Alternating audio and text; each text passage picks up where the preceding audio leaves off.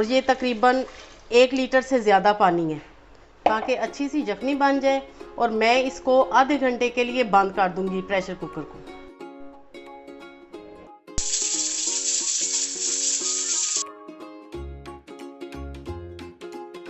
Viewers, अब हम check करते हैं और देखते हैं कि गोश्त कहाँ तक पहुँचे। बेहतरीन गोश्त भी गल चुका है, आपको नज़र आ रहा है, और यखनी भी तैयार है। अब हम इससे पुलाव बनाना शुरू करते हैं। बिस्मिल्लाहिर्रहमानिर्रहीम। मटन यखनी पुलाव बनाने के लिए व्यूअर्स मैंने 2 बड़े साइज़ की प्याज ली हैं और हाफ कप से ज़्यादा मैं इसमें कुकिंग ऑयल डाल रही हूँ। प्याज को हम खूबसूरत सा गोल्डन कलर देंगे, ब्लैक बिल्कुल भी नहीं हमने करना। व्यूअर्स, ये बहुत ही रिच पुलाव होता है, शाही पुलाव भी मैं इसे कहती हूँ, क्योंकि इसमें गोश्त ज़्यादा और चावल कम, और ये इसकी ख़ास बात है जो कि बहुत ही मज़े का लगता है।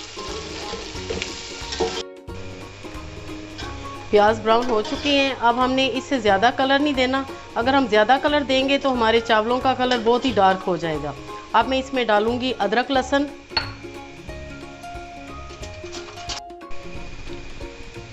अदरक लहसुन में इसमें डालूंगी 1.5 टेबल स्पून। पहले मैंने सिर्फ अदरक डाला था, अब मैं अदरक और लहसुन दोनों चीज़ें डाल रही हूँ। थोड़ा सा इसको हम फ्राई करेंगे और साथ ही हमने जो गोश्त तैयार करके रखा हुआ है मटन, वो हम इसमें शामिल कर देंगे।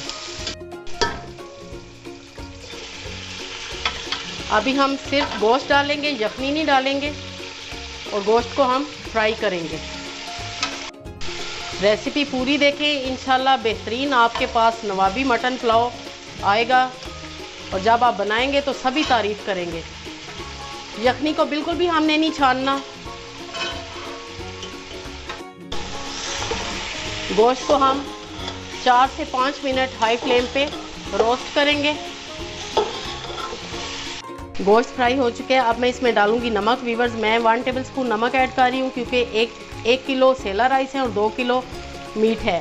1 चम्मच मैंने मीट में पहले डाल दिया था। आप अपने टेस्ट के मुताबिक नमक को कम या ज़्यादा कर सकते हैं।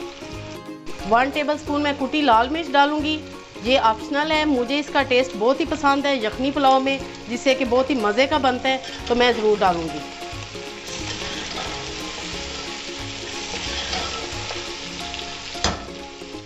व्यूअर्स, अब मैं इसमें 200 ग्राम दही यानी कि 1 कप दही शामिल कर दूंगी। दही डालने के बाद हम इसको मिक्स करेंगे। और व्यूअर्स, मैं अब इसमें किसी किस्म के भी गरम मसाले नहीं ऐड करूंगी, क्योंकि हमने यखनी में सारे गरम मसाले ऐड कर दिए हैं। अब जो बाकी की बची हुई यखनी है वो हम इसमें शामिल कर देंगे।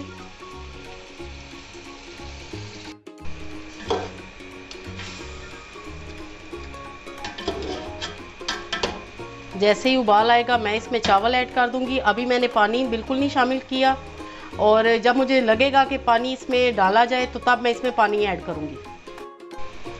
चावल ऐड करेंगे।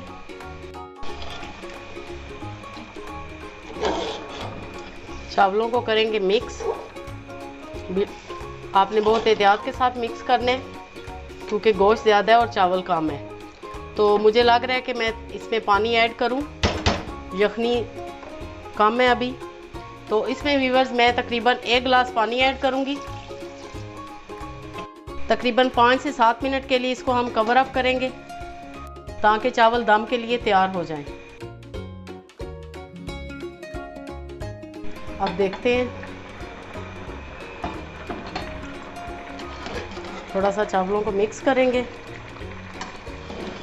और इस स्टेज पे व्यूअर्स मैं चावलों को दम लगा दूंगी तकरीबन 15 से 20 मिनट के लिए। फ्लेम में पहले थोड़ा हाई रखूंगी, फिर मैं बिल्कुल लो कर दूंगी।